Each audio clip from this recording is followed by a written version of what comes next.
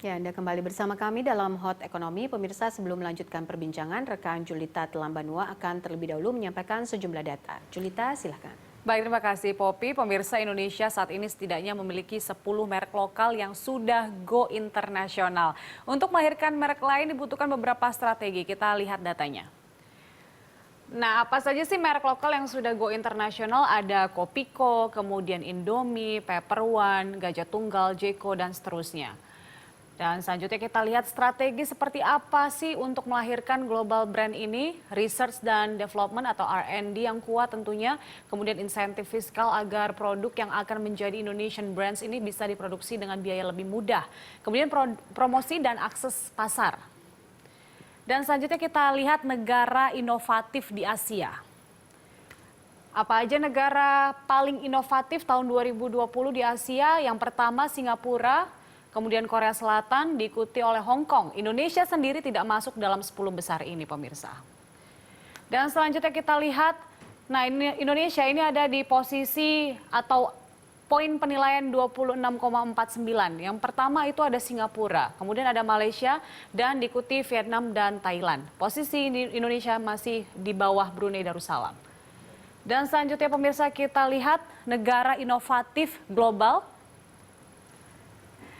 Nah ini untuk negara inovatif global tahun 2020 ada beberapa negara Asia yang masuk yaitu Singapura dan Korea Selatan.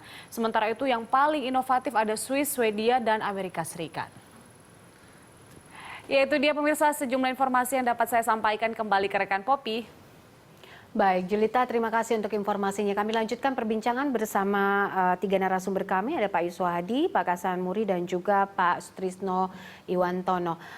Pak Iwan, kalau bisa kita lihat begitu ya, tadi kan memang dibutuhkan permodalan yang banyak sekali, tidak bisa 1 tahun, 2 tahun untuk membangun sebuah brand image.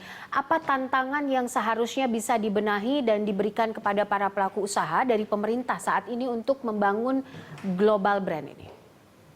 Ya, saya kira yang dia bicarakan tadi sudah benar semua gitu ya. Nah, mungkin yang tadi saya dari awal mengatakan bahwa national brand itu sangat penting. Jadi bagaimana memperkenalkan Indonesia itu dikenal di dunia itu menjadi bagian yang terpenting sebenarnya untuk bisa memasukkan brand-brand ikutan, yaitu berupa produk-produk itu.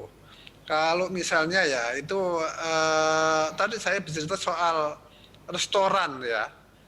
Kalau kita bicara restoran Thai gitu itu kan sebenarnya kan kecil-kecil juga gitu.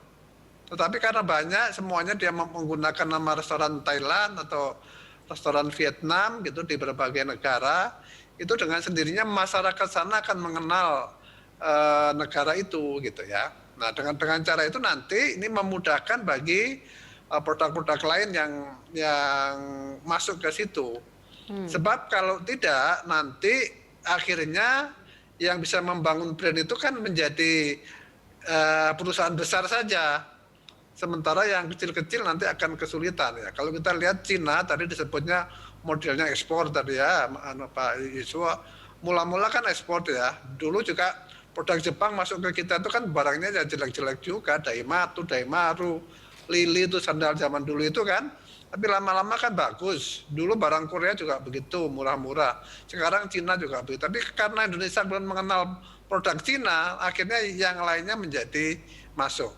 Nah dengan cara itu memang kemudian tidak hanya yang besar-besar yang bisa membangun brand, tapi yang kecil ini kan penting. Sebab kalau kita harus mengikuti pola yang besar itu memang nanti tidak ada peluang bagi industri kecil ya, padahal itu juga penting untuk bisa memberikan devisa bagi negara. Hanya kalau yang levelnya menengah dan kecil itu memang perlu public service dari pemerintah gitu. Jadi mesti ada misalnya pusat promosi barang-barang Indonesia. Sehingga kemudian katakan kalau di Eropa itu ada namanya pasar tong-tong gitu, yang muter aja dari satu negara ke negara lain. Kalau bisa itu produk kita itu ada di situ, muter juga gitu. Saya dulu pernah bawa pengusaha kecil itu sampai 2 bulan enggak pulang-pulang, dia muter di Eropa bawa produk gitu. Akhirnya melalui cara-cara begitu pengenalan terhadap produk Indonesia ya. Jadi tidak kemudian memang tidak satu brand itu ya. Mula-mula produk Indonesia itu dikenal yang akhirnya itu membuka peluang bagi berkembangnya brand-brand yang lebih besar begitu. Oke, saya ingin tanggapan dari Pak Kasan terkait hal ini. Tadi sudah disebutkan juga bahwa ada rencana soal misalnya program Kemendak. Bagaimana kolerasinya juga dengan baru-baru ini Pak Jokowi juga sempat bilang soal bangga produk buatan Indonesia. Bagaimana akhirnya menjadikan produk-produk Indonesia menjadi tuan rumah di negeri sendiri, kemudian juga bisa go global. Ya, Mbak. Saya masuk di salah satu tadi yang disinggung juga, selain tadi dari sisi yang di dalam negeri, produknya harus unggul dulu, tentu fasilitasi pemerintah ini harus ada, ya. Baik dari tadi saya katakan untuk kualitas produk, ya, sertifikasi. Karena apa? Buyer sekarang ini kan misalnya ada persyaratan kaitan dengan misalnya yang pertama konsumen itu perlu yang produk organik misalnya. Lalu yang kedua mengenai kontinuitas, lalu sustainability, lalu traceability dari produk itu sendiri, lalu transparansi. Nah, kaitan dengan ini, menurut saya sekarang ini kita pun dalam rangka memberikan ruang untuk mendorong produk-produk lokal termasuk yang skala menengah kecil itu juga bisa masuk ke global adalah di samping tadi dari sisi produknya, lalu kita sisi promosi, bahkan sekarang saya sedang menyiapkan untuk promosi secara digital. Jadi yang Trade Expo Indonesia virtual tahun ini akan diadakan, ini untuk juga mengenalkan produk-produk bukan hanya yang tadi yang brand-brand sudah global yang besar, tapi juga termasuk yang UKM. Karena yang UKM ini pun saya yakin tetap bisa menjadi pemain global, meskipun mungkin dalam skala yang tidak dalam konteks nilai ataupun volume besar. Tetapi kalau itu menjadi bagian dari brand global dan misalnya niche market, saya kira itu juga bisa dikatakan sebagai brand lokal yang go global. Ya. Jadi ini tidak selamanya bahwa seluruh brand lokal yang bisa mendunia itu harus yang perusahaan atau company skala besar. Oke, baik. Gitu. Saya ingin ke Pak Yuswo. Pak Yuswo, saat pandemi seperti ini kan disrupsi digital tidak bisa kita hindari. Pertanyaan besarnya adalah bagaimana akhirnya face atau bagaimana kita akhirnya menjawab tantangan disrupsi digital ini. Oke, Mbak Popi, mungkin untuk background dulu ya. Kondisi pandemi itu dari sisi globalisasi brand itu agak nggak menguntungkan justru ya sekarang ini ya. Karena yang terjadi sekarang adalah global value chain itu, jadi yang terjadi saya mengatakan pandemi itu antitesis globalisasi ya. Jadi ketika masing-masing negara itu sekarang menjadi egois ya, menutup batas-batas wilayahnya, menutup arus orang maupun arus barang sebenarnya. Jadi kalau di dalam negeri justru bagus karena trennya ke arah lokalisasi. Jadi konsumen itu dari aspek traceability ya, barang ini harus aman, harus sehat gitu. Itu malah kecenderungannya ini surveinya juga sudah ada, trennya itu makin ke lokal.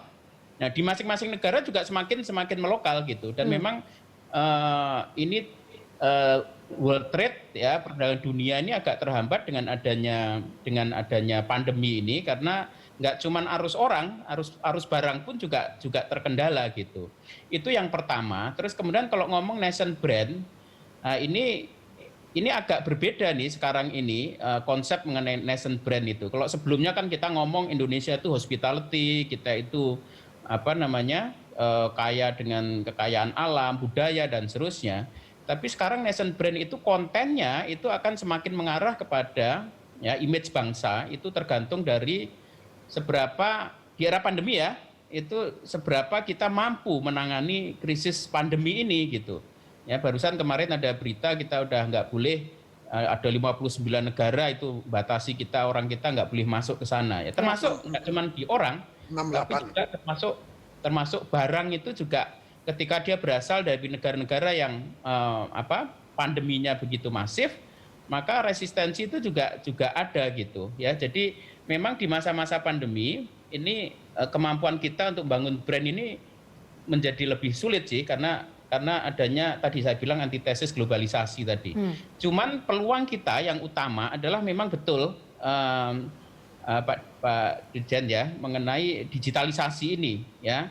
Jadi digitalisasi ini cara yang menurut saya yang mungkin paling ampuh gitu ya, karena kalau untuk kita bikin promosi, kita bikin distribusi, ya kita bangun image di berbagai negara itu dengan biaya yang relatifly lebih murah.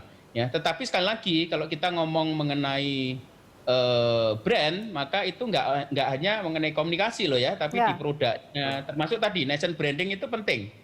Ketika dia berasal dari Indonesia, itu kepercayaan mereka kan, kalau country of origin itu kalau arloji itu kan Swiss gitu ya.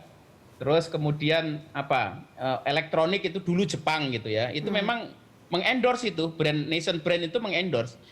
Indonesia dalam kondisi ini ya, kita sekarang ini kemampuan kita mengelola COVID juga dinilai kurang bagus ya di dunia. Itu harus diakui, itu berpengaruh pada nation brand kita. Baik buruknya nation brand kita gitu. Itu pengaruh nanti ke brand yang akan kita luncurkan ke pasar global. Baik, gitu, Mbak. Oke.